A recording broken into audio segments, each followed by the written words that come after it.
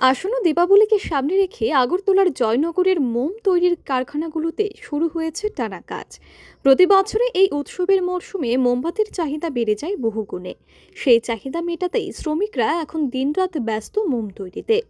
কারখানা মালিকদের মতে দীপাবলির সময় ঘর সাজানো থেকে পুজো অর্চনা সবকিছুতেই মোমবাতি বিশেষ ভূমিকা রয়েছে।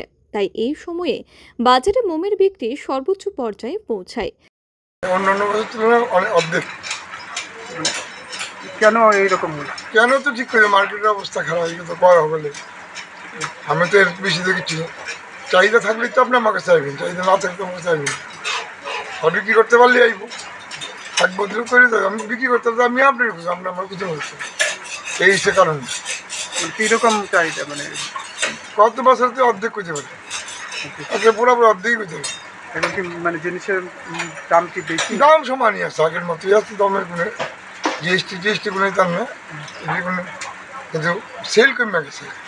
কী কারণে সেল কমছে? মার্কেটের দোকানদাররা করছে বাজারের অবস্থা খারাপ। কতজন কাজ করে?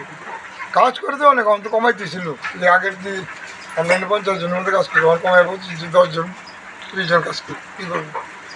সেল না থাকলে তো কিছু পারবে না, প্রোডাকশন করে কী করবো? সেলটা কমার কারণটা কি? এটা আমি তো আপনি কইলাম দোকানদারও কই আমরা বিক্রি করতে হবে, আমরা যাবো। কী কারণে মানুষ নিতে আসছে না, কী কারণে অর্থনৈতিক পরিস্থিতি, এটা আমার ধারণা নাই। আপনার চাহিদা অনুসারে এবার কতটুকু মারবেন? চাহিদার থেকে মাল বেশি আছে, কিন্তু মাল চাহিদা কোনো কম। এটা আমার দৃষ্টিকোণ, অন্যেরটা কই যেত না, আমি আমারটা করি। আপনার নামটা? আমার নাম Sujan Banerjee. Bureau report, PV North east.